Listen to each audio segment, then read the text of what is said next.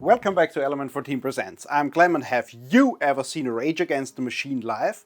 Tom Morello sometimes does this weird thing where he unplugs the guitar and then touches the tip and it makes weird drony sounds. I think what he's doing here is some, not magic, but it's like electronics related. Let's explore that.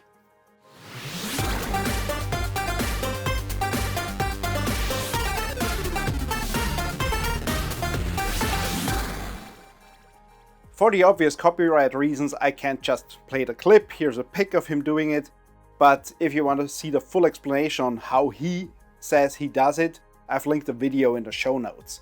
But in essence, he touches the tip on here. Usually that wouldn't do much sound, but he plugs it through his set of guitar effects pedals and it makes some very interesting sounds. But the whole process doesn't seem very controlled.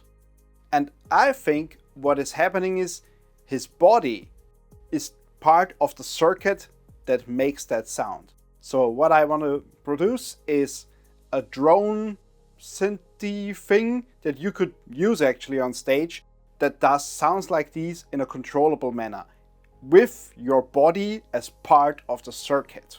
So according to Tom's explanation, he uses his wah-wah pedal, and when he touches that thing, it just makes these sounds, and depending on how he touches it, that changes the sound. But it also might have to do something with his capacitance of his body to ground, which I think is the actual culprit here. And I don't think a wah-wah pedal really is necessary. We will certainly do some filtering, and we'll certainly try to build an oscillating circuit with the body itself as acting as a capacitor. So it's kind of a mix of an LC and RC oscillator. If you want to know especially about the details of how these types of oscillators work, there is a video already on the channel. I will link it down below, where they talk all about tank circuits. Very interesting one, and I think what we're building here is kind of a weird tank circuit. I'm not so much a theory guy. I like to do things practically and then think about why it does it the way it does. So let's start by building some circuits. So here's the theory of operation that I think this would work. I have encountered a similar phenomenon when you touch the strings of a guitar to the pickups. That also makes very similar sounds without the wah-wah. Forget about that. But I think basically the circuit inside the guitar helps with the overall concept. I think the inductance of the coils that are in guitar pickups and the filtering that's going on in the electronics helps with the overall thing. And maybe by starting to give some sort of starter oscillation between my body as a capacitor, the earth as ground, and the resistance on the cable to these inductors, we basically start charging them. And because everything on here is actually AC, like guitars produce AC voltage, not DC, that's why you can hear them in the first place, the polarity changes all the time, which means the inductors and capacitors get charged vice versa, so that constantly changes, which is an oscillating motion, and I think that is what produces the sound. So now we have to exploit that effect and build a thing that topologically is the same as an electric guitar, but kind of favors this sort of oscillating motion concept. My circuit consists of three big parts. First, we're gonna build our own pickups. So these could work as pickups in a guitar or in any other stringed instrument as long as it's metal strings. But they don't have the right shape, they are just coils. Because I'm not interested in them actually picking up anything from the outside. Maybe you can influence them with magnets, with really strong magnets, or other objects, metallic objects that you move in their proximity. which could be an interesting effect, but these are actually just made to have some sort of inductance. So I'm using a lot thicker wire that you would usually do to wind my coils, just to avoid them breaking, just to have an easier time manufacturing them. I'm using 0.5 millimeter thick wire. It's enamel coated, so when I wound it up, the coil is not shorted. I have to heat it up at the ends to burn off the enamel, and that lets me solder to it. So these coils are actually functioning as coils like in any guitar pickup, like in a transformer, which a guitar pickup in theory actually is. So transformers and guitar pickups are very related to each other, but we're not building one that is really good at picking up sounds. We're just interested in the inductance. And I'm building two of those because I want to take advantage of the humbucker effect. I'll explain that. Humbuckers are basically two guitar pickups in one package. They have two coils with opposite winding directions, and you can place them in parallel or in series with each other. And depending on how you configure them, they have different sound. Usually if they're in parallel, they have a richer, darker sound than a single coil, and single coils is the name of the other type of pickup. And if you put both coils in series, you basically get a very single coily sound. So I'm not sure about what will be beneficial for my circuit. If it's better if I put it in humbucker configuration to avoid picking up stuff like ceiling lights. The 50 Hz hum might destroy all my endeavors. Or is it better to have them in series and hopefully get a bigger inductance this way? Or a better oscillating performance? I don't know, so I'm using a switch. So I can switch between both configurations just with a flick of a switch. The second part of the schematic shows filtering. So we're taking the signal from our pickups and we put them to two types of filters, a low pass and a high pass filter. Be careful if you are looking up any like audio circuitry. Sometimes they call these bass and treble, and a high pass filter would then mean that only the low values, the low frequencies are affected. So it's not treble and high are not connected and bass and low are not connected, it's the other way around. So a low pass filter lets low frequencies pass and influences the high frequency, and vice versa for a high pass filter. So I'm marking mine with low pass and high pass to be technically correct, but in the audio world these are often reversed and called weird names. The filters are constructed with a cap and a resistor. The resistor in this case is variable, it's a potentiometer. The cap is fixed and I just use whatever value I have laying around. I just use a THD component that just flew out of my drawers back there. I didn't really select it. Certainly you can influence the way this thing sounds with a lot of capacitors. I frankly don't have the time to experiment much. I'm a bit in a time crunch at the moment, so I just use whatever I have. The potentiometers are 10K linear. I would also, oh no, they're logarithmic. In audio projects, you might want to use logarithmic potentiometers as opposed to all the other applications where I usually use linear ones. So logarithmic potentiometers it is. This especially is valuable if you have a volume control. I control both my low and high pass filters with potentiometers, and I have a third potentiometer for the mix. The mix of this weird oscillating signal that has to go back and forth through the filters and the input signal, which is me touching a cable. Now the third part of the circuit is actually myself. So I am the capacitor to ground. So I'm part of a low pass filter with a series resistance over the cable. And if I change my contact to ground by taking off a shoe, for example, and standing on one leg, then I can basically change my own capacitance to ground. And I also change my series resistance, because all the capacitors have a series resistance, and if I would then press my feet firmly onto the ground, I will surely change my series resistance as well. So I'm pretty much a low-pass filter. Low-pass filters might also influence the frequency. So the actual frequency, or how high the tone is, should be influenced by how I move to the ground.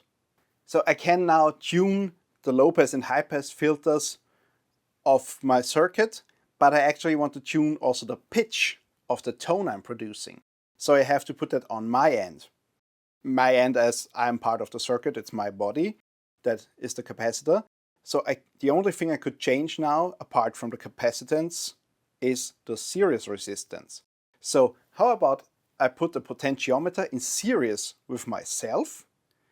So that means I can now adjust the capacitance by moving my body and the series resistance by turning a potentiometer. And I'm using a 10-turn potentiometer because that gives me much finer control over the whole thing. And theoretically, this will now influence the frequency, the overall frequency in the system. So I should be able to adjust the pitch, and then within that pitch I can just move my body to change the series resistance. We now have to put everything into reality, so I'm assembling all the parts by hand and put them into a nice case. I call it Dröne because that's the sound that it makes. And I wanted to fit everything inside this little handy case, but I just couldn't fit everything in there. You have the mix, high pass and low pass potentiometers, you have the 2 inductor coils, and I think in a future iteration, because these are not very sensitive to anything around them, I maybe could get by with like off-the-shelf inductors. So these could be integrated into the case. Here the humbucker and series switch, we'll see if that does anything significant to the sound. And since I can't fit the rest of it in here, I just made a little thingamajig to have my potentiometer in the hand.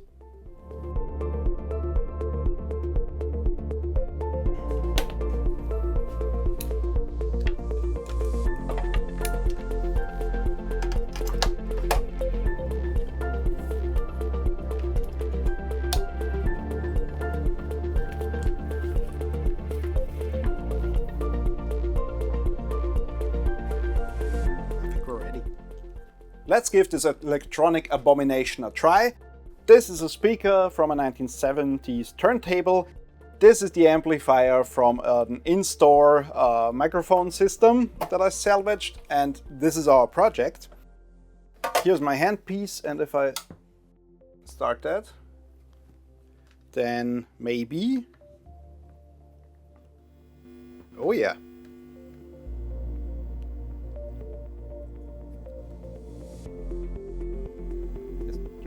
Oh. Of course it can't work because I've plugged it in backwards.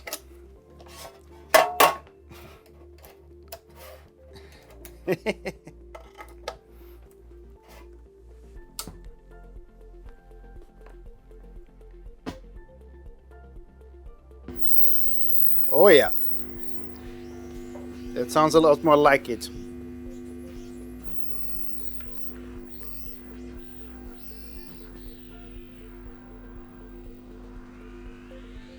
Can I get this louder?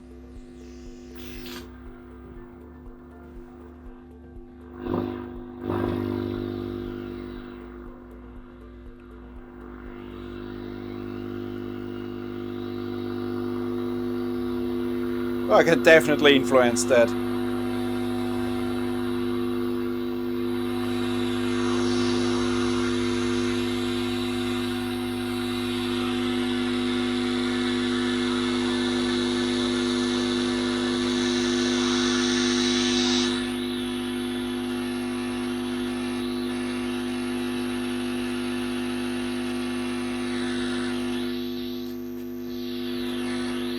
Oh yeah, you can form that.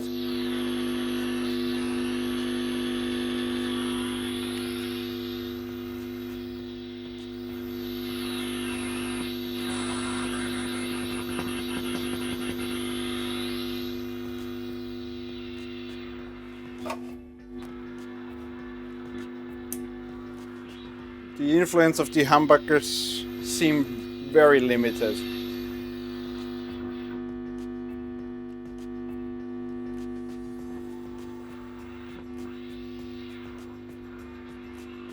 Oh, okay. I'm not quite sure, but something started smoking.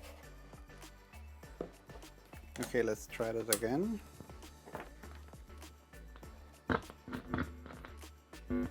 Whenever I touch this, we get the sound.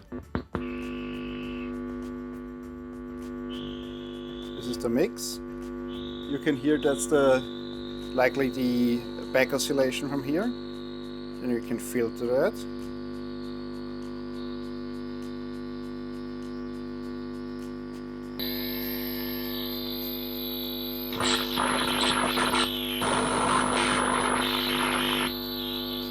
Okay, I'm now lifting my foot. When I step on the floor without a shoe on, so then I can basically bypass it.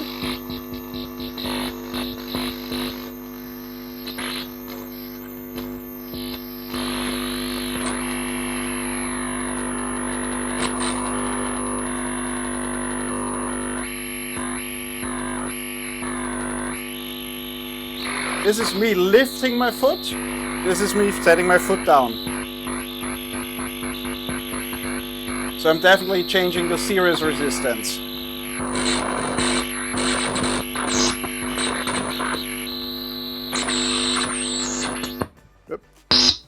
And now I'm trying to give it a mostly different sound.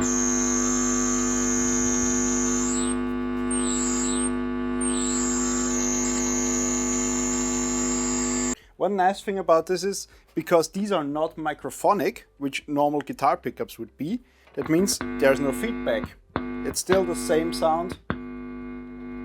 You can hear it getting a little bit louder, but the microphonics are very minimal. Oh! If I touch the speaker, I also get a different capacitor. Okay, that's awesome. Wait a minute. Okay, I just discovered a thing when I start this, and I touch this one. I can influence the sound without touching it, because the capacitance, basically my signal feeds back into the, or I'm picking up something from the speakers. So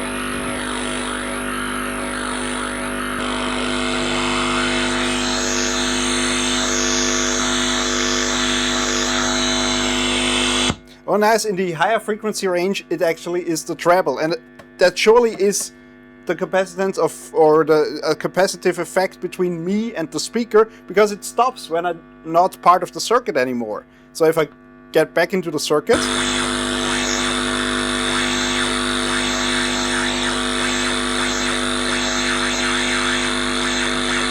is that awesome?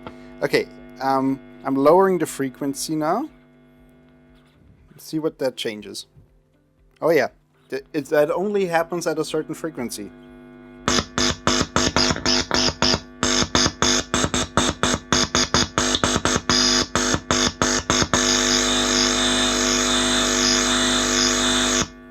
Magic!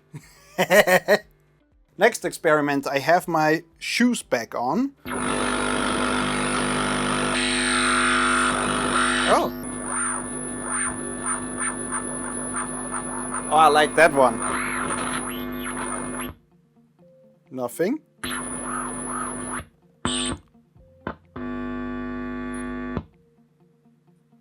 Wait.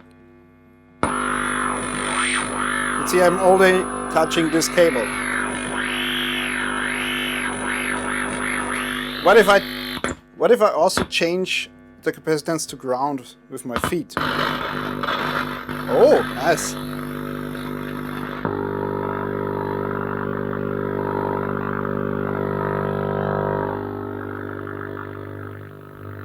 Oh!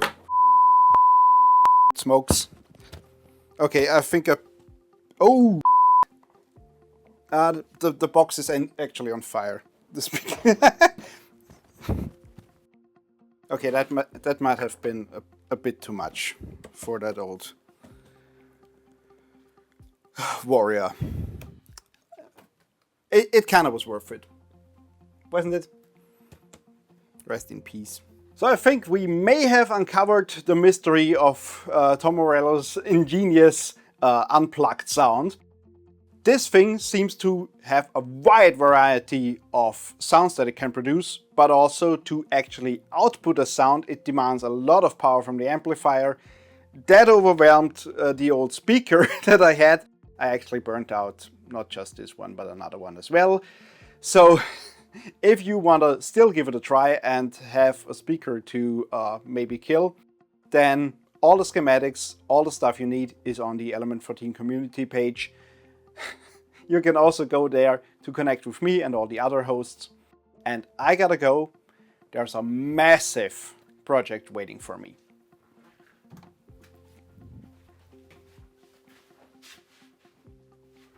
Also, is that speaker still powered? I should turn that off.